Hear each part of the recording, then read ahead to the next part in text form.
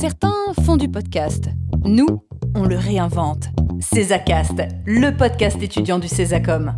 Bonjour, je m'appelle Anaïs, je suis en première année au Césacom et aujourd'hui on va parler d'un sujet qui peut être très stressant pour certains étudiants, le concours d'entrée. Pour pouvoir en parler, nous recevons aujourd'hui Théo Cronier, responsable d'admission et relations entreprises depuis l'ouverture du Césacom Nantes cette année. Pour commencer, est-ce que tu vas bien ? Ouais, très bien, je te remercie. Merci pour l'invitation. Avec plaisir, je suis super heureuse de pouvoir parler de ce sujet qui peut être déstabilisant pour beaucoup d'étudiants et je trouvais donc important de pouvoir en discuter ensemble. Ce que je te propose, c'est qu'on explique un peu les modalités d'admission et le concours d'entrée et on rebondit ensemble là-dessus après. Sans problème, je t'écoute. Alors, déjà, est-ce que tu peux nous expliquer un peu comment on s'adresse à l'école pour y rentrer ? Alors, deux possibilités. Généralement, les étudiants nous rencontrent sur Salon ou sur Porte Ouverte ou via notre site internet et nous, on les recontacte en fait le plus rapidement possible suite à...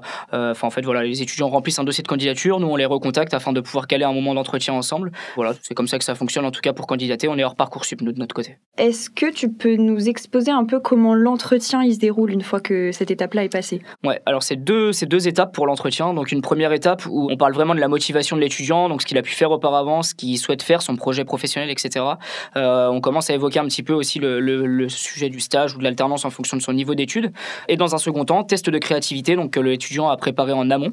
Il revient vers nous donc avec son test de créativité et il nous présente ça sur une durée de 10-15 minutes grosso modo. Mais voilà, c'est vraiment pour voir un petit peu la créativité de l'étudiant et voir un petit peu ce qu'il a dans la tête. Et est-ce que tu aurais un petit tips à donner aux étudiants qui voudraient entrer à Césacom? Qu'est-ce que vous attendez en fait de l'étudiant qui se présente? Alors déjà, il faut savoir que c'est un entretien où il ne faut pas avoir de stress. On est vraiment là pour s'écouter et pouvoir. C'est plutôt un échange en fait, voilà, entre l'étudiant et le chargé d'admission, donc pas de stress à avoir. Puis après voilà, venir comme il est et vraiment s'éclater sur le test de créativité. On est vraiment ouvert à tout type de sujet, donc vraiment ne pas hésiter à faire du mieux qu'il peut et s'éclater là-dessus. Ok, super, parce que c'est vrai que moi j'aurais aimé écouter ce podcast avant parce que j'avais plusieurs inquiétudes concernant cette étape qui est quand même primordiale et que je stressais beaucoup face à ce rendez-vous qui était de l'inconnu et du coup je savais pas du tout à quoi m'attendre et finalement ça s'est super bien passé parce qu'avec du travail et de la motivation il n'y a pas de raison en fait que ça se passe mal. Exactement. Et faut faire parler sa créativité, c'est en tout cas ce que j'ai retenu.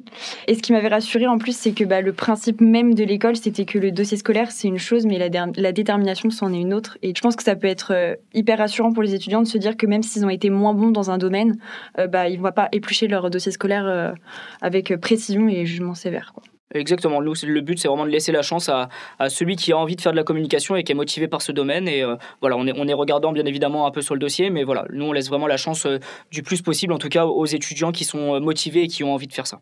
C'est super. Est-ce que tu as autre chose à rajouter ? Non, inscrivez-vous à Césacom et on aura plaisir d'échanger avec vous. Eh bien, merci beaucoup d'être venu sur le podcast et d'avoir aiguillé les futurs étudiants du Césacom à cette étape qui peut être parfois stressante. Merci. Ce podcast était fait pour te rassurer concernant l'entrée au Césacom et j'espère avoir réussi ma mission. À très bientôt sur Césacast.